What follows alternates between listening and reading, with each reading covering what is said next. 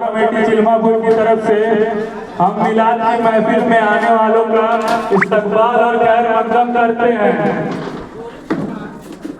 نوجوان کمیٹی چلماپور کی طرف سے ہم جلوس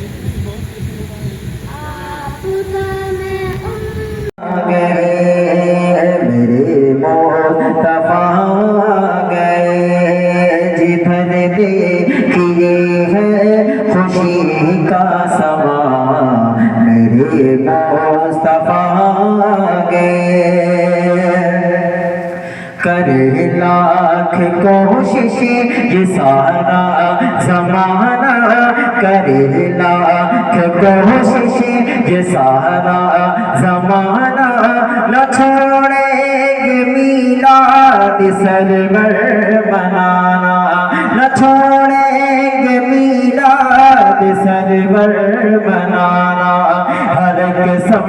ہر قسم کس سنیوں نے کہا میرے مصطفیٰ گئے، میرے مصطفیٰ گئے جدھر دے۔ نعرہ تکبیر، نعرہ رسالت، نعرہ رسالت، مسلک اعلیٰ حضرت، مسلک اعلیٰ حضرت، سرکار کی آمد، سرکار کی آمد، سرکار کی آمد۔ میرے مصطفیٰ گئے، خبر جب ملی مصطفیٰ گئے ہیں، خبر جب ملی مصطفیٰ گئے ہیں، خبر سن کے بتسار تھرا گئے ہیں، خبر سن کے بتسار تھرا گئے ہیں۔ مچل کر یہ کعبہ بھی کرنے لگا میرے مصطفیٰ گئے، میرے مصطفیٰ گئے۔ حلیمہ بتاؤ نہ کیا ماجرا ہے، تیرے گھر میں کیوں نور پھیلا ہوا ہے، تیرے گھر میں کیوں نور پھیلا ہوا ہے۔ حلیمہ بتاؤ نہ کیا ماجرا ہے، تیرے گھر میں کیوں نور پھیلا ہوا ہے، تیرے گھر میں کیوں نور پھیلا ہوا ہے۔ حلیمہ حلیمہ حلیمہ نے یہ دائیوں سے کہا میرے مصطفیٰ گئے، میرے مصطفیٰ گئے جدھر دیکھیے ہے خوشی کا سما، میرے مصطفیٰ گئے ہیں چاروں طرف شور صلی علی میرے مصطفیٰ گئے۔ الشیطان الرجیم، بسم اللہ الرحمن الرحیم۔ قل بفضل اللہ وبرحمتہ فبذلک فلیفرحوا، صدق اللہ العظیم وصدق رسولہ النبی الامین۔ درود پاک سیدنا مولانا محمد وآلہ الف مرہ صلی اللہ تعالی علیہ وآلہ وسلم۔ تیری نسبت سے ہے توقیر میری عالم میں، تیری نسبت سے ہے توقیر میری عالم میں، تو الگ ہو تو میری ذات میں کیا رکھا ہے۔ تو الگ ہو تو میری ذات میں کیا رکھا ہے۔ ہم آپ خوش نصیب ہیں کہ آج میلاد رسول علیہ السلام منانے کے لیے یہاں اکٹھا ہیں، اور یہ قرآن مجید کا حکم بھی ہے، اور یہ سلف صالحین اور اہل اسلام کا طریقہ بھی رہا ہے کہ اللہ کے نبی کا ذکر، اللہ کا ذکر اور اللہ کا شکر یہ ادا کیا جائے۔ قرآن کریم میں اللہ تعالیٰ نے ارشاد فرمایا قُلْ بِفَضْلِ اللَّهِ وَبِرَحْمَتِهِ فَبِذَلِكَ فَلْيَفْرَحُوا۔ اے محبوب آپ فرما دیجئے کہ جب تمہیں اللہ کا فضل اور اس کی رحمت حاصل ہو جائے فَلْيَفْرَحُوا تو تمہیں خوشی منانی چاہیے۔ اور اللہ تعالیٰ نے قرآن مجید میں ایک اور مقام پر ارشاد فرمایا کہ اللہ کی نعمتوں کا خوب خوب چرچا کر، یعنی اللہ کی نعمتوں کا ذکر کر۔ اب یہ ذکر 2 لوگ بیٹھ کر کریں یا 2000 لوگ بیٹھ کر، یہ قرآن کریم کی ان آیات پر عمل ہے۔ یہ تو ہوئی نقلی دلیلیں، یعنی وہ باتیں جو قرآن مجید میں آئی ہے۔ اس کے علاوہ عقل بھی اس بات کا تقاضا کرتی ہے۔ ہم لوگ دنیا میں دیکھ رہے ہوتے ہیں کہ کوئی چھوٹی سی کمپنی، کوئی چھوٹی سی تحریک اگر کامیابی کے ساتھ مارکیٹ میں اپنا پاؤں 15 سال بھی جما لیتی ہے تو اس کا جشن مناتی ہے، اسے سیلیبریٹ کرتی ہے۔ اس ٹاپک پہ بات نہیں ہے وہ کس طرح سے سیلیبریٹ کرتی ہے، لیکن عقل یہ کہتی ہے کہ اگر کوئی مشن، کوئی ویژن، کوئی تحریک، کوئی کمپنی اگر 15 سال بھی سماج میں، سوسائٹی میں جگہ بنا لیتی ہے تو اس کا جشن منایا جاتا ہے۔ میرے رسول کے مشن نے 1500 سال اس روئے زمین پر گزار دیے، کیا آپ پہ جشن لازم نہیں ہے؟ اور یہ کوئی معمولی مشن اور ویژن نہیں تھا، بلکہ پوری کائنات جب کفر کے نرغے میں تھی، یہ وہ مشن تھا کہ اللہ کے نبی علیہ السلام نے لوگوں کے سینوں کو کفر کی گندگی سے دھلایا، لوگوں کے سینوں کو شرک کی غلاظت سے دھلایا۔ اور کوئی عام بات نہیں ہوتی کہ انسان اپنا مذہب چھوڑ کے کسی دوسرے مذہب پہ آ جائے۔ اور آپ نے تاریخ میں بھی پڑھا ہے عرب کے لاکھوں ایسے جاہل، کئی ایک ایسے جاہل تھے جو صرف اس وجہ سے مسلمان نہیں ہوتے، کہتے ہیں ہم اپنے باپ دادا کا مذہب نہیں چھوڑ سکتے۔ یہ عام بات نہیں ہوتی ہے، یہ رسول علیہ السلام کا خلوص، اللہ کے نبی کی محنت ہے کہ آج ہم آپ یہاں مسلمان بیٹھے ہوئے۔ اور مکہ کے شدید ترین کافروں کے گھر والوں نے اللہ کے نبی علیہ السلام کے دین پر لبیک کہا، اور کلمہ لا الہ الا اللہ کے نور سے ان کے دل روشن ہوئے۔ یہ اللہ کے نبی کا خلوص، کیسا خلوص! یہ کیا عام محبت تھی اللہ کے نبی کو اپنی امتیوں سے۔ قرآن مجید کہتا ہے اے محبوب کہیں آپ ان کے بے راہ رو ہونے کے غم سے اپنی جان نہ دے بیٹھے۔ قرآن کریم کا فرمان ہے اللہ کے نبی اتنا مغموم ہوتے جب اللہ کے نبی دعوت دیتے اور کوئی مسلمان نہیں ہوتا، کوئی اللہ کے نبی کا کلمہ نہیں پڑھتا۔ قرآن مجید کہتا ہے اے نبی کہیں آپ کی جان پہ نہ بنائے، اتنا غم نہ کھائیے، آپ کا کام لوگوں تک دین پہنچا دینا ہے۔ آپ دن بھر تبلیغ کرتے اور رات میں اللہ کے نبی علیہ السلام قیام کرتے، اللہ کی بارگاہ میں روتے، اللہ سے دعائیں کرتے، امت کی ہدایت کے لیے، لوگوں کے سیدھے راہ پر آنے کے لیے۔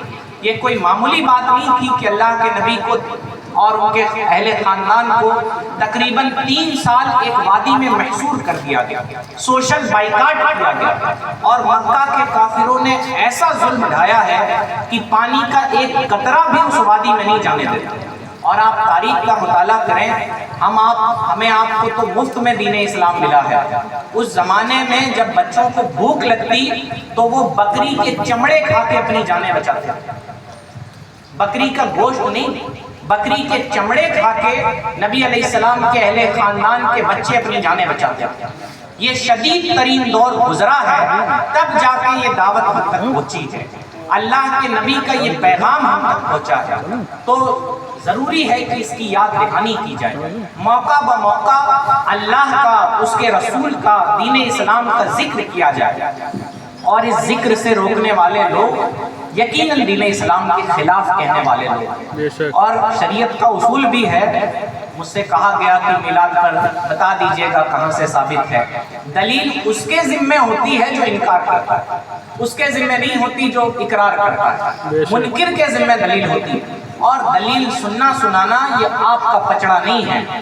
اگر کسی کو لگتا ہے کہ میلاد مصطفیٰ منانا قرآن و سنت کے خلاف ہے تو اسے پکڑ کے بہت باادب طریقے سے علماء کی بارگاہ میں لے جائیے، دلیلوں پہ ڈسکس کرنا یہ ہمارا کام ہے، یہ عوام کا کام نہیں ہے۔ ہم اور اس بات کی بھی وضاحت کر دوں کہ ہمیں نہ اس مائک سے پریم ہے، نہ ان غباروں سے پیار ہے، نہ ان جھنڈیوں سے پیار ہے۔ یہ تو اللہ کے نبی سے اظہار محبت کا ایک طریقہ ہے۔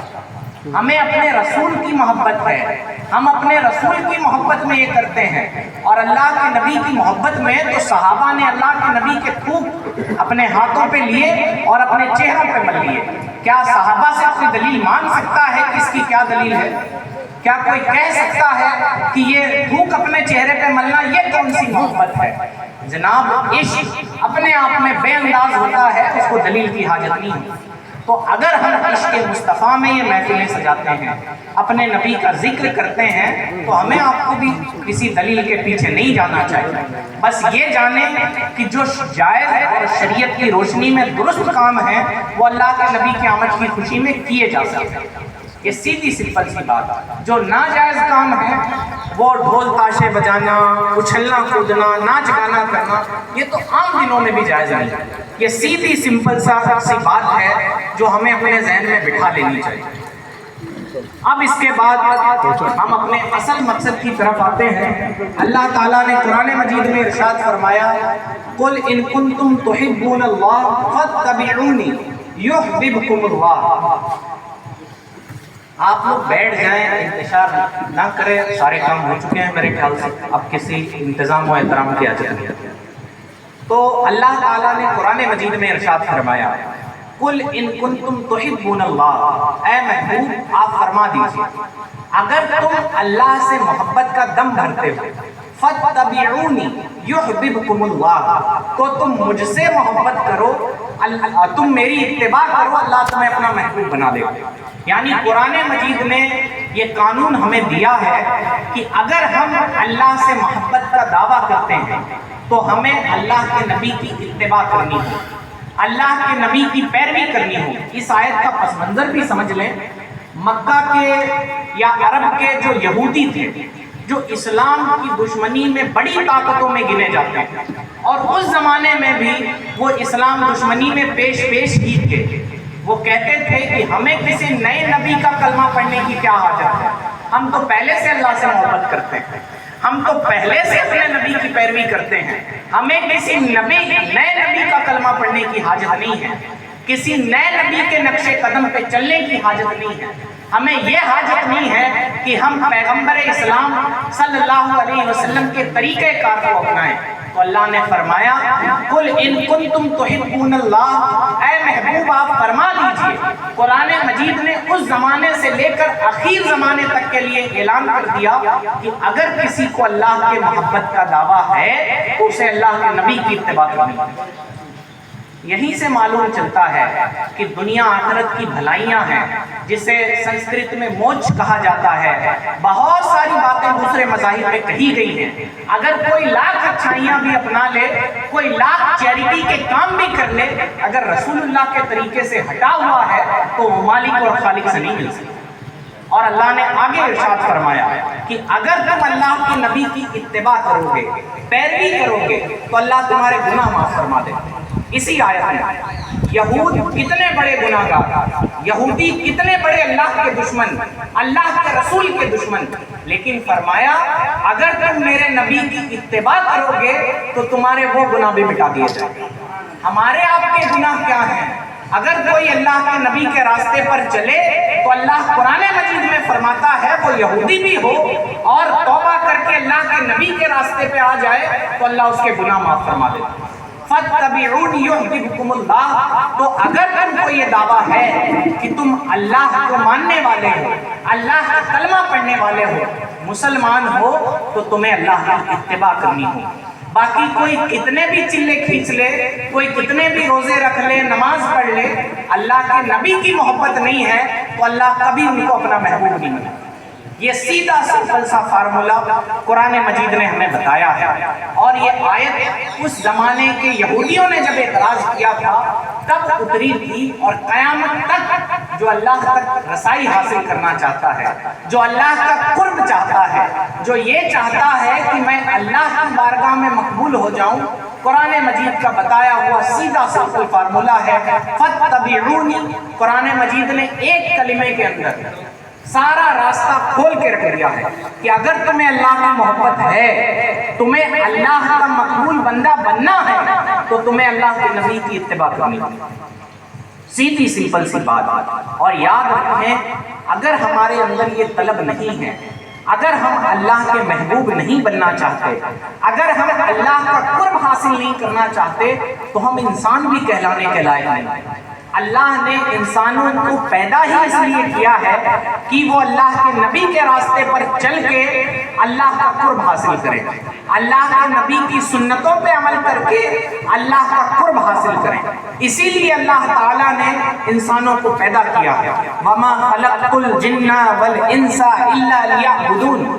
اللہ فرماتا ہے ہم نے انسانوں کو اور جناتوں کو اپنی عبادت کے لیے پیدا کیا، اور مفسرین نے اس کی تفسیر بیان کی۔ کوئی یہ نہ سمجھے کہ ہم زیادہ سجدہ گھس لیا ہے تو ہم اللہ کے محبوب ہو جائیں گے، ایسا کچھ نہیں ہوتا۔ فرمایا گیا، مفسرین نے اس آیت کی تفسیر میں فرمایا ہے کہ اللہ نے کیسی عبادت کے لیے پیدا کیا ہے، وہ عبادت جو اللہ کی معرفت کے ساتھ کی جائے، اور معرفت الہی اللہ کے نبی کی محبت کے بغیر نہیں ہے۔ ورنہ اللہ نے کچھ فرشتوں کو پیدا کیا، کچھ فرشتے قیام میں ہیں، یعنی جیسے ہم نماز میں کھڑے ہوتے ہیں اس حالت میں، کچھ فرشتے رکوع میں ہیں، کچھ فرشتے سجدے میں ہیں، کچھ فرشتے قعدہ میں ہیں، یعنی اور یہ فرشتے نہ بھی ہوتے تو اللہ کسی کی عبادت کا محتاج نہیں ہے۔ تو اللہ نے انسانوں کو اس لیے پیدا کیا کہ انسان کا سینہ محبت رسول سے لبریز ہو جائے۔ اللہ کا قرب تب ملے گا جب آپ اللہ کے نبی کی محبت کے ساتھ نماز پڑھیں گے۔ وہ کسی شاعر نے کہا ہے، میرے زندگی کا مقصد تیرے دین کی سرفرازی، میں اسی لیے مسلمان، میں اسی لیے نمازی۔ یعنی اے اللہ کے نبی، میں مسلمان اس لیے ہوں کہ آپ نے فرمایا ہے اللہ ایک ہے، ورنہ کوئی دنیا میں بتا دے کس نے اللہ کو دیکھا؟ اللہ کے نبی نے کہہ دیا، ہم نے مان لیا کہ اللہ ایک ہے۔ تو محبت رسول کے راستے سے ہو کر جب ہم اللہ کی بارگاہ تک پہنچتے ہیں، تب ہم اللہ کی بارگاہ کے مقبول بندے بنتے ہیں، تب اللہ تعالیٰ ہمیں اپنا محبوب بناتا ہے، اپنا قرب ہمیں عطا فرماتا ہے۔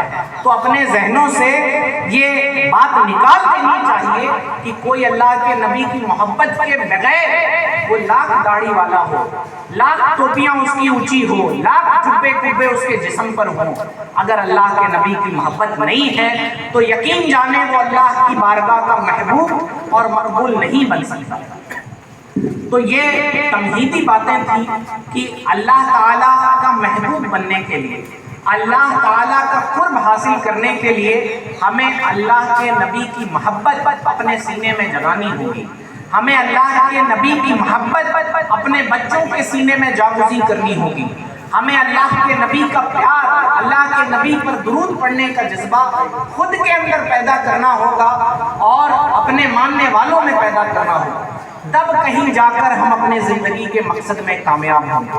وہ اقبال نے کہا ہے کہ یہ شہادت گہے الفت میں قدم رکھنا ہے، لوگ آسان سمجھتے ہیں مسلمان ہونا، یعنی اتنا آسان نہیں ہے کہ آپ نے لباس مسلمانوں والا پہن لیا تو آپ مسلمان ہو جائیں گے، آپ نے چند نمازیں پڑھ لی تو آپ مسلمان۔ محمد نبینا محمد نبینا محمد نبینا محمد نبینا محمد نبینا محمد نبینا محمد نبینا حبیبنا طبیبنا غیاثنا مغیثنا رحیمنا کریمنا عیاننا معیننا حبیب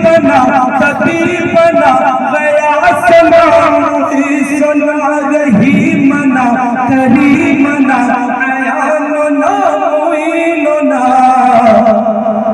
बशीरुना नज़ीरुना सिराजुना मुनीरुना अमीरुना अमीनुना मुहम्मदुन नबीयुना मुहम्मदुन नबीयुना मुहम्मदुन नबीयुना मुहम्मदुन नबीयुना मुहम्मदुन नबीयुना।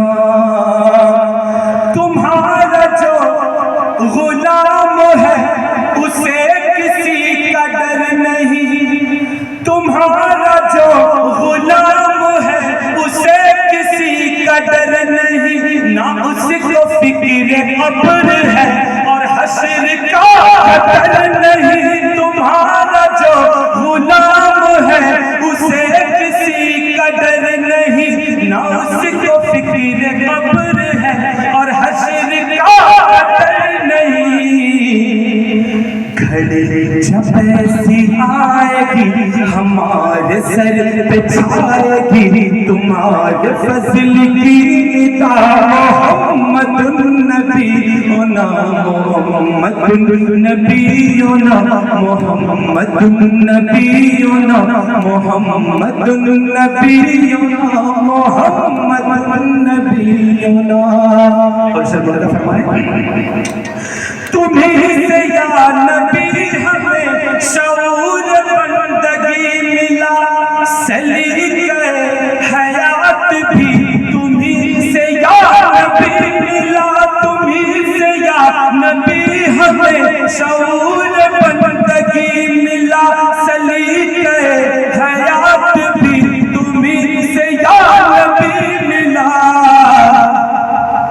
सहाबी नबी मिले हसन मिले अली मिले, मिले शहीद करबला मुहम्मदुन नबीयुना मुहम्मदुन नबीयुना मुहम्मदुन नबीयुना मुहम्मदुन नबीयुना मुहम्मदुन नबीयुना मुहम्मदुन नबीयुना मुहम्मदुन नबीयुना मुहम्मदुन नबीयुना मुहम्मदुन नबीयुना। आप हैं जाने आदम जाने ईसा, आप हैं और रब ही जाने और क्या क्या आप हैं, रब ही जाने और क्या क्या आप हैं। जाने आदम जाने ईसा आप हैं। और सल्लल्लाहु फरमाए सारा आलम आपकी खातिर दुल्हन, सारा आलम आपकी खातिर दुल्हन, सारा आलम आपकी खातिर दुल्हन, सारा आलम आपकी खातिर दुल्हन, खातिर दुल्हन। और आका इसके दूल्हा आप हैं, जाने आदम जाने ईसा आप हैं, रब ही जाने और क्या आप हैं। और आला हज़रत ने हमें सिखला दिया, आला हज़रत ने हमें बतला दिया, आला हज़रत ने हमें सिखला दिया, आला हज़रत ने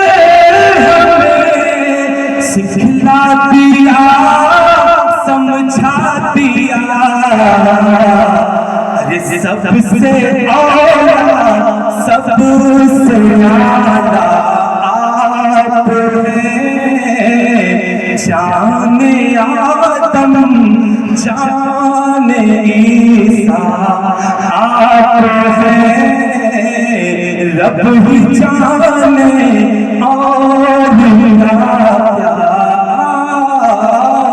ہیں۔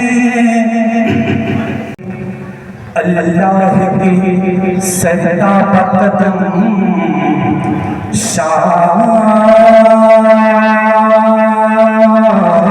ہے، اللہ کی سجدہ بقدم شان ہے، انسان ہی انسان جو انسان ہے یہ، قرآن تو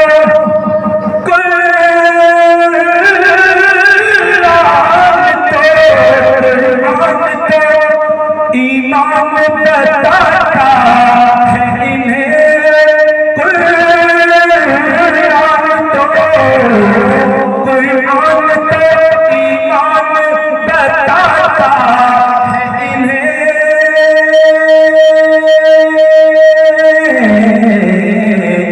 اور ایمان یہ کہتا ہے میری جان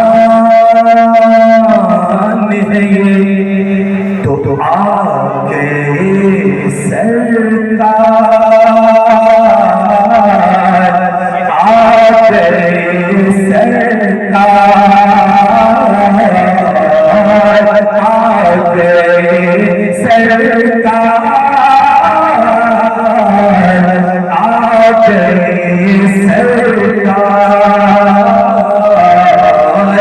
آگے سرکار،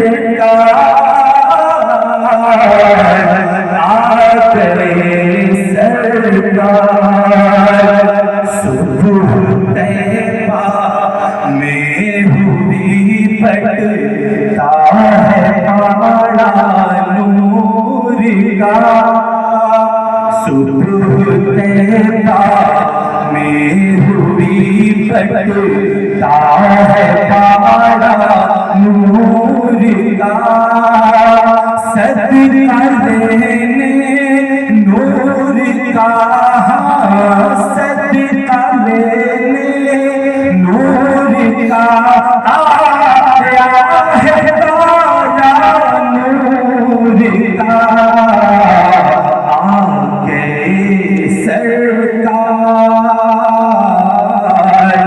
آگے سرکار ہے ہمارا، ہم خاک ہیں اور خاک بابا ہے ہمارا، کہ ہم خاک ہیں اور خاک ماما ہے ہمارا، ہم خاک ہیں اور خاک ماما ہے ہمارا، خاکی تو آدم جد آدم ہے ہمارا، خاکی تو آدم جد آدم ہے ہمارا، اور اللہ ہمیں خاک کرے اپنی طلب میں، اللہ ہمیں خاک کرے اپنی طلب میں، یہ خاک تو سرکار سے تمغا ہے ہمارا،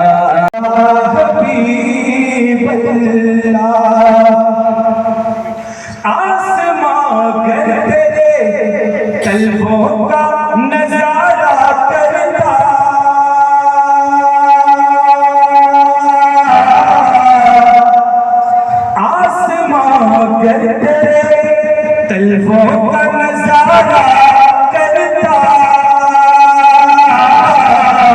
روزی کی چاند تصدق میں اتارا کرتا صلی اللہ علیہ یا رسول اللہ